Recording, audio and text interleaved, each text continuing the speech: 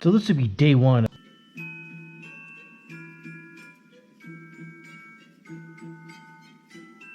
Day 15.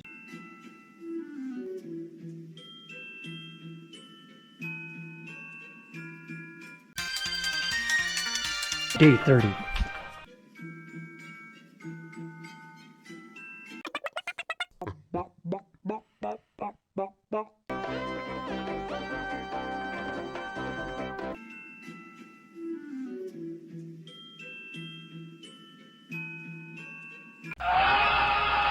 Day 60.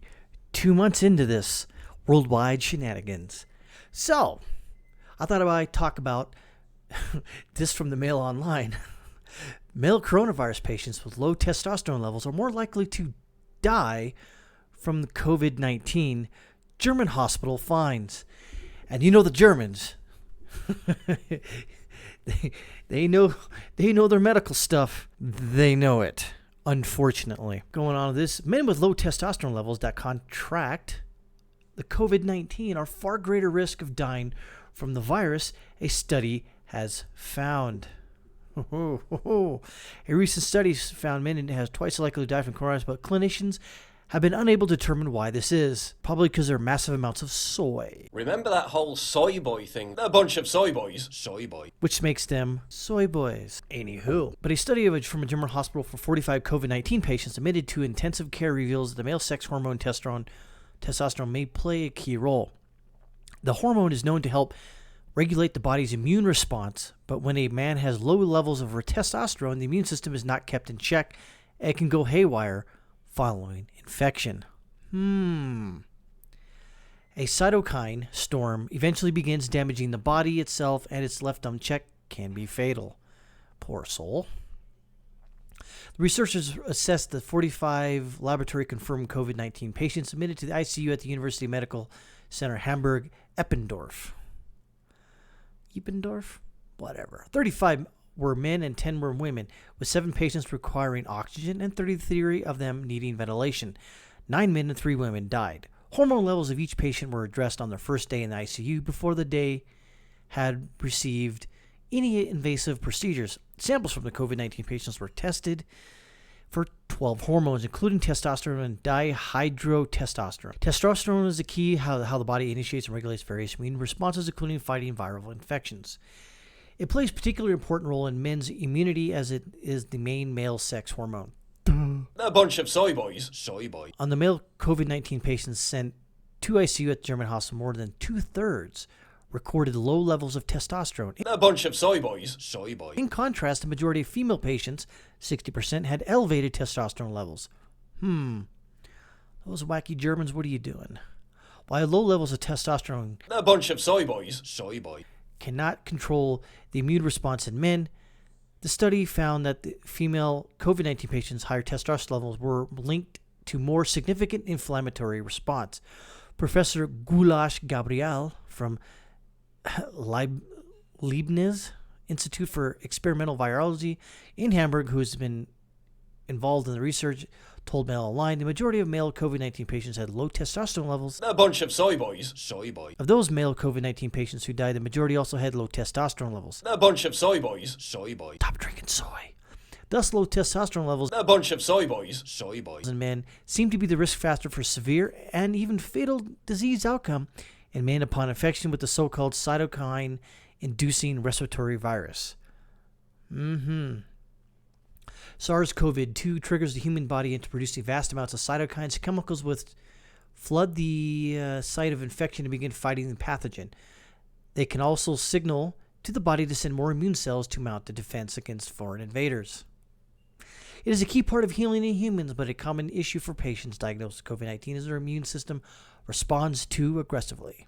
This can lead to a process of getting out of control as it tries to defeat the invading pathogen. It leads to an enormous immune response called a cytokine storm. That'd be a cool band name for a rock band. Cytokine storm. This is a hyperinflammatory condition itself can lead to severe lung damage, acute respiratory distress, and death, which makes a lot of sense because some of the early x-rays of people's lungs who've had COVID-19, it looks like there's a bunch of broken glass in there, and cytokine storm and the inflammatory action that the immune system takes. See, Ellie Danishka, a postdoctoral research fellow at Northwestern University who was not involved in the study, explains, this is what seems to kill a majority of COVID-19 patients, not a destruction of the lungs by the virus itself. It is complications from misdirected fire from the immune system. Professor Gabriel adds, it seems that testosterone has been dampening impact of the virus-induced cytokine storm, which finally leads to death in both cohorts. Men with normal testosterone levels do not present cytokine storm and thus are more likely to survive. Writing in their study, which has not been peer-reviewed and scrutinized by independent academics, the medics say, with SARS-CoV-2 continuing to infect humans worldwide, it is repeatedly reported that men with COVID-19 are at higher risk to develop severe and even lethal outcome compared to women independent of age. It has become of utmost importance to understand why men are more likely to die from COVID-19 than women. Interesting. The latest research builds on a separate research which Professor Gabriel was also involved in, which found men are also likely to die after becoming infected with avian influenza A H7N9. Both of these diseases are zoonotic, jumped into humans from animals, and are cytokine inducers, turning the body's immune system against itself. Interesting. Imagine if you're trying to, let's say, manipulate a known virus to do some weird, wacky cytokine storm infection result. I'm not saying anything, Miss Wojcicki. I'm not. I'm just reporting the news here, but I'm also opining on different things. I'm not making a conspiracy theory up. I'm just a conspiracy query. I'm asking questions, knowing something like the people at YouTube don't like you to ask. Imagine that. The current hypothesis is that the cytokine storm inhibits steroid synthesis, leading to low testosterone levels. A bunch of soy boys. Soy boy. And men. And on the North American front, in the United States, if you will, blue state governors want to ruin the economy. This is from yesterday from Rush Limbaugh. Now, do I believe that? I guess yes and no. I think that we've gotten to a point where hyperpartisanship is the key for the day or the next year. I think that's going to get worse. 2020 or November 2020 is going to get, for politics' sake, is going to get extremely stupid.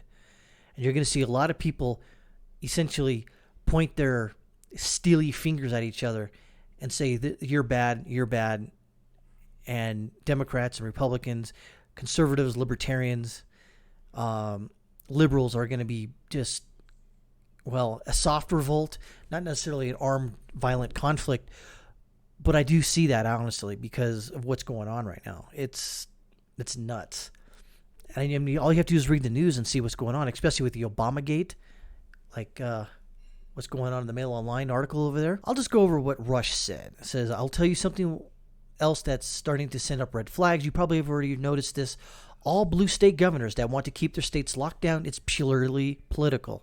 Agrees? Agree. But what are they depending on? They're depending on red states, the red states that are opening up. Red states are going to get the economy kickstarted. Yep.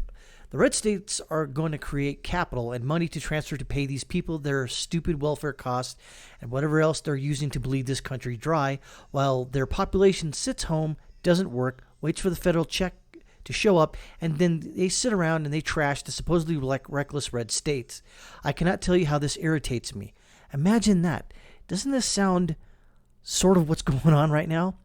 The blue states, these chuckleheads right here, Kansas, whatever, are telling that the red states are idiots and that they're dooming the country from whatever, because we eventually have to open up.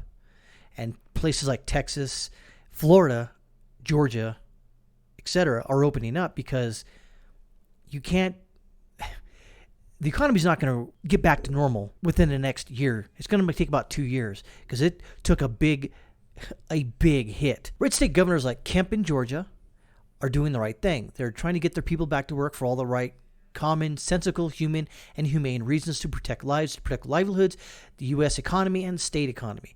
And then you go to a blue state, and it's the exact opposite. Yeah. They shut down and lock down, and they want to remain locked down until July or August or whatever. And nothing's going to open, and then nothing's going to happen. They fully expect the red states to sit there and essentially pay for it. Folks, I'm going to tell you, these next 4 months are going to be a veritable war like we have not seen. I don't think he means armed war. I just think he means war of words, name calling, etc. I mean, why wouldn't you believe that? Because it's the honest to God truth. The American left and the Democratic Party is going to do its best to keep this economy shut down. Yep, I totally agree.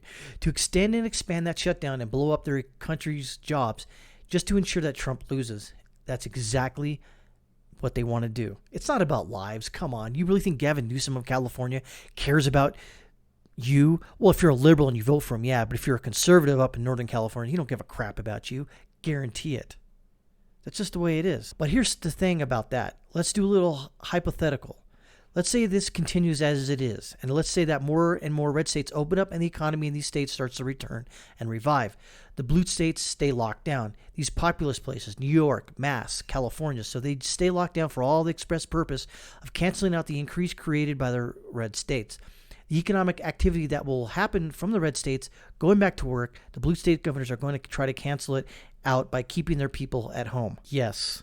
Like again, these blue state governors don't care about you, especially if you're conservative or you don't agree with them. Guarantee it. Governor Whitmore of Michigan, she's a damn idiot. They're going to wreck the economy. Their objective is to wreck the economy and get rid of Trump. So let's say that. Well, hard as it's been to imagine, let's say they succeed. Let's imagine they do this. They keep the economy in such a bad shape that Trump is sent packing. What do they expect when it's all over? Do they expect just to forget it? They expect all these red state people to say, oh, well, nice, fair fight, you guys. Great to see you. We'll see you next election. Put all that aside and try to all just get along? What do they expect is going to happen with this effort of theirs to ruin the U.S. economy? Do you think people are just going to sit by and let it happen? Actually, no, because I think, honestly, well, yes, I actually will say that. There will be a second American Revolution if that happens. If they see that the blue state people and the blue state governors doing this to wreck the economy and say Trump loses and Chucklehead gets in and he pretty much goes off the deep end and then Elizabeth Warren becomes the vice president, you're going to see a revolution. Guarantee it. And you have to ask yourself that question. What side will you be on? Be on the side that wanted to ruin the economy? Or are you on the side of the red states who are trying to get the economy back going and trying to get their people's lives back in order? We're not going to go back to normal just yet. But that's the thing. And I'm telling you that they do. These are the same people that pass tax increases on the rich and then end up shocked when the rich find a way around it. So here they're going to be engaged. These blue state governors, the entire Democratic Party. And by the way, we predicted this here. We predicted that it wouldn't be long before the Democrats would start blaming Trump for the rotten economy. Because of the way he's handled the virus. He did the best he could. It is what it is. Right on schedule, they're calling Trump Herbert Hoover. Have you noticed that, Mr. Snerdley? Snerdley is, I think, his producer. They're all, hey, Ed Markey. They're all over the place. Trump is a Herbert Hoover. Herbert Hoover was the Republican president at the time of the Depression. There's no comparison. Unfortunately, because of the lack of education in this country, nobody knows who Herbert Hoover is, particularly on the left.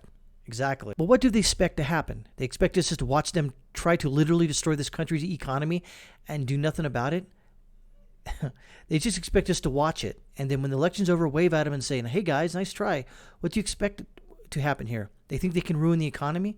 They think they can go and even try to ruin the economy. And then at the end of it, we're all just going to be brothers and sisters and say, okay, now let's work together to heal. I can't believe that'll work, but time will tell. I don't think I'm going to read too far more into that, but that's in a nutshell what I was actually thinking about of what's going on. I didn't put it into Rush Limbaugh's words so eloquently, I guess, but I was thinking that what's going on right now is what we see. They're trying to destroy the economy.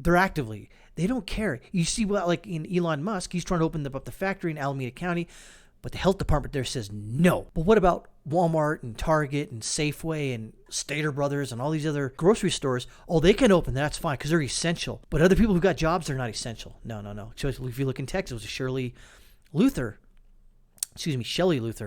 trying to open up the her salon, and you had Judge Eric Moyer do what he did.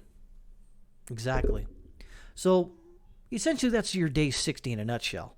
And as we look forward to more days ahead, I think I got about another 20 to 30 left myself, especially here in the country I'm in, Ecuador.